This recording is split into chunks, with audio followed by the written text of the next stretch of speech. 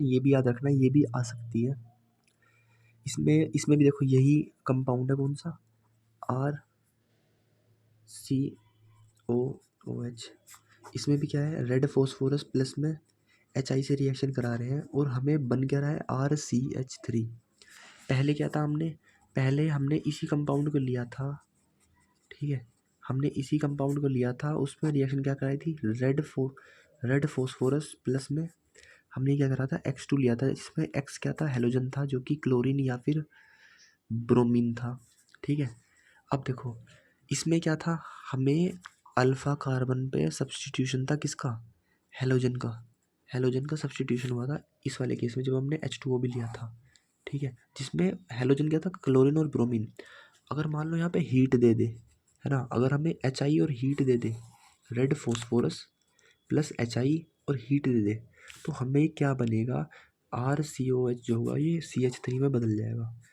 याद रखना ये आ सकता है, बहुत इंपॉर्टेंट हो सकती है ये रिएक्शन, कि अगर रेड फॉस्फोरस प्लस में HI और हीट दे दे, हीट मतलब एक तरीके से पूरा का पूरा ग्रुप को हटा देना, किसमें, CH3 में, ठीक है। ऐसे ही एक और रिएक्शन है, ऐसे भी हो सकता है, एक और रिएक्शन नहीं, ऐसे भी हो सकता है कि हमारे पास ये दे दिया, red phosphorus plus HI plus heat, और ये बेंजीन के ऊपर COH लग रहा है, इसमें क्या होगा, इसमें भी ऐसे ही होगा, COH जो होगा पूरा का पूरा हट जाएगा, क्योंकि यहाँ पे हीट लिखा हुआ है, पूरा का पूरा हटने के बाद ये टोलिन में कन्वर्ट हो जाएगा, यानी कि CH3 लग जाएगा। ये दो रिएक्शन याद रखना, ये वाली और ये वाली। और ये वाली डिफरेंट क्यों है, क्योंकि यहाँ पे X2 यूज़ हो रहा था, यहाँ पे HI यूज़ हो रहा है, यहाँ पे हीट है तो इसको पूरे को हटा दिया है, यहाँ पे हीट नहीं था, यहाँ पे वाटर था, जिसकी वजह से अल्फा कार्बन पे सब्सटीट्यूशन हो रहा था हेलोजन का, ठीक है। ये याद रखना है, इन दोनों रिएक्शन को मैं फोटो खींच के बाद में भेज दूंगा, ठीक है। अब पेपर में कुछ टेस्ट वगैरह के ऊपर पूछा जाता है कि टोलन रिएजेंट क्या है, एक तरीके से, मतलब ये तो तुम याद ही कर लेना टोलन रिएजेंट वगैरह होता क्या है। पहले बताता हूँ टोलन रिएजेंट किसको, मिक्सर को कहते हैं, ठीक है। AgNO3 प्लस NH4OH को हम टोलन रिएजेंट कहते हैं। ये मिलने के बाद क्या बनता है, NH3 whole twice positive OH negative, ये बनता है, ठीक है। अब इसमें मेन इंपॉर्टेंट पॉइंट याद रखते हैं कि ये जो टेस्ट होता है ना, ये सारे के सारे अल्डिहाइड टेस्ट को देते हैं, अल्डिहाइड इस टेस्ट को देते हैं, और कीटोन इस टेस्ट को नहीं देते, कीटोन जो है इस टेस्ट को नहीं देते, ठीक है। क्वेश्चन आएगा कि ऑप्शन में दे देंगे कि अल्डिहाइड वाले ग्रुप दे देंगे और कीटोन वाले ग्रुप दे देंगे, मान लो 3 ग्रुप दे देंगे जो कि अल्डिहाइड वाले हैं, और चौथा ग्रुप दे देंगे कीटोन, तो इसमें से कहेंगे कि कौन सा टोलन रिएजेंट नहीं देगा, तो वो कीटोन वाले को टिक लगा देना कि ये कीटोन जो है वो टोलन रिएजेंट से रिएक्ट नहीं करेगा। ऑल अल्डिहाइड कहने का मतलब क्या है, कि इसमें चैन वाला, जैसे कि CH3 CH2 CHO, ये चैन फॉर्म में और बेंजीन फॉर्म में जो भी अल्डिहाइड है, ये सारे के सारे इस टोलन रिएजेंट से रिएक्ट करेंगे, ठीक है। और कीटोन इससे रिएक्शन नहीं शो करता, यानी कि ये अल्डिहाइड और कीटोन को डिफरेंशिएट करने में काम आता है, डिफरेंशिएट करने में काम आता है ये वाला टोलन टेस्ट, ठीक है, ये याद रखना है। और फॉर्मिक एसिड इस टेस्ट को देते हैं, फॉर्मिक एसिड टेस्ट परफॉर्म कर सकते हैं इसके, यानी कि ये जो फॉर्मिक एसिड है ये टेस्ट दे सकते हैं, ये वाला, ये रिएक्ट कर लेंगे, और ये अल्डिहाइड और कीटोन को डिफरेंशिएट करने में मदद करता है। दूसरा आता है फैलिंग रिएजेंट, फैलिंग रिएजेंट ये भी ऑक्सीडेशन कराता है, ये भी ऑक्सीडेशन का काम करता है, और टोलन भी क्या करता है, ऑक्सीडेशन कराता है। क्या है फैलिंग सॉल्यूशन में, क्या है, इसमें भी इंपॉर्टेंट चीज़ें याद रखनी है। फैलिंग सॉल्यूशन में याद रखना है कि ये टेस्ट जो है वो एरोमेटिक अल्डिहाइड इस टेस्ट को नहीं देते। एरोमेटिक मतलब बेंजीन वाले अल्डिहाइड ग्रुप, बेंजीन वाले अल्डिहाइड ग्रुप इस टेस्ट को नहीं देते, और कीटोन इस टेस्ट को नहीं देते हैं, और फॉर्मिक एसिड इस टेस्ट को देते हैं, फॉर्मिक एसिड, ठीक है। अब ये टेस्ट फैलिंग रिएजेंट किस चीज़ को डिफरेंशिएट करने में मदद करता है, ये फैलिंग टेस्ट हमें अल्डिहाइड मतलब aromatic aldehyde and aliphatic aldehyde,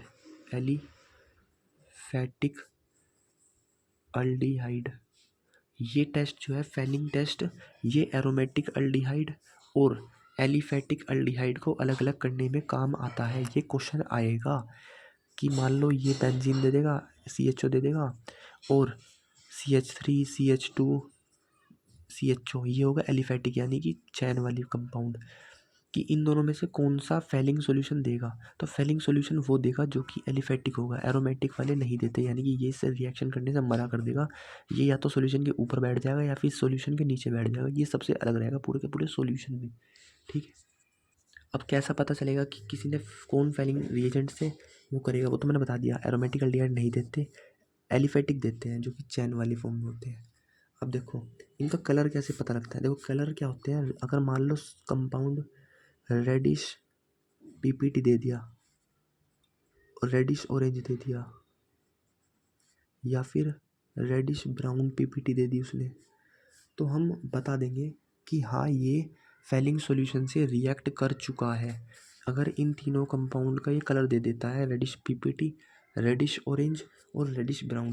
ठीक है, और क्योंकि हम जानते हैं कि टोलन रिएजेंट एक ऑक्सीडाइजिंग एजेंट का काम करता है, तो मान लो अल्डिहाइड हमें गिवन है, अल्डिहाइड में हमने क्या डाला, टोलन रिएजेंट डाल दिया, तो ये पता तो लगा देता है इस कैसे कि ये अल्डिहाइड है या कीटोन है। ये तो पता लगा सकता है ये कि अल्डिहाइड है या फिर ये कीटोन है।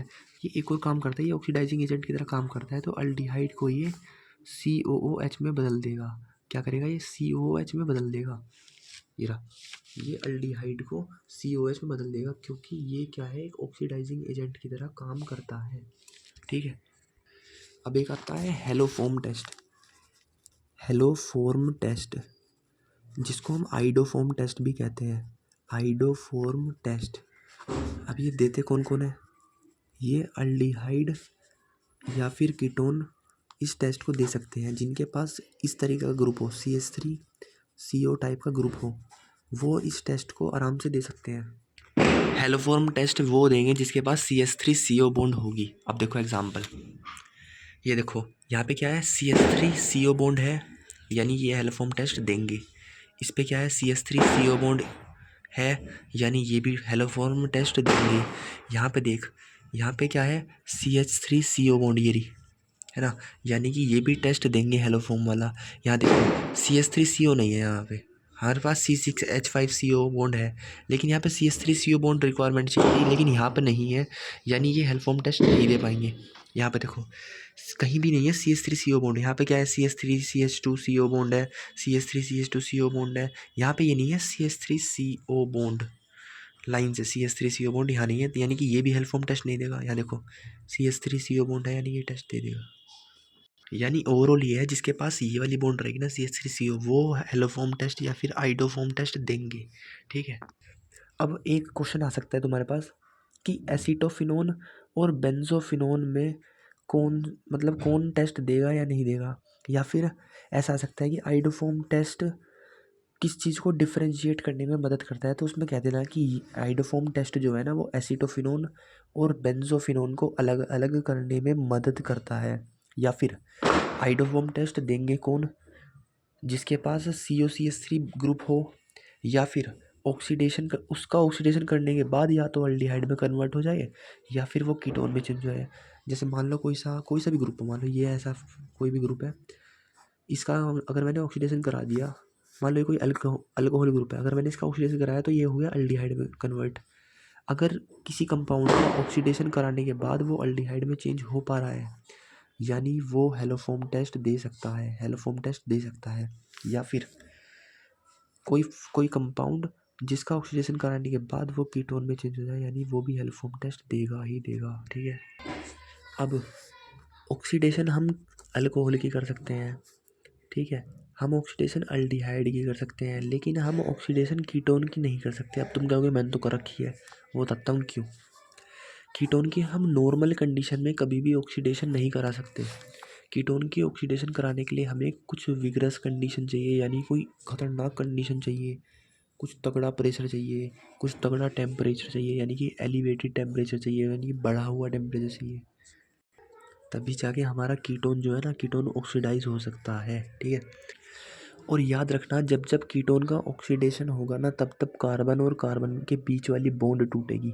जब जब कीटोन का विगरस कंडीशन होगा, विगरस कंडीशन कब होती है, जब हम किसी पावरफुल बॉन्ड को तोड़ रहे होते हैं, तो कार्बन हाइड्रोजन की बॉन्ड पावरफुल है या कार्बन कार्बन की बॉन्ड? तो जब हम विक्रस कंडीशन लगा ही रहे हैं तो हम क्या करते हैं, हम कार्बन और कार्बन के बीच की बॉन्ड को तोड़ते हैं। ठीक है, अब देखो एग्जाम्पल होता है CH2COO, ये है कुछ एग्जाम्पल। इसमें क्या करते हैं, हम ऑक्सीडेशन करा रहे हैं, विग्रस ऑक्सीडेशन, जिसमें हम यूज़ करते हैं इसका किसका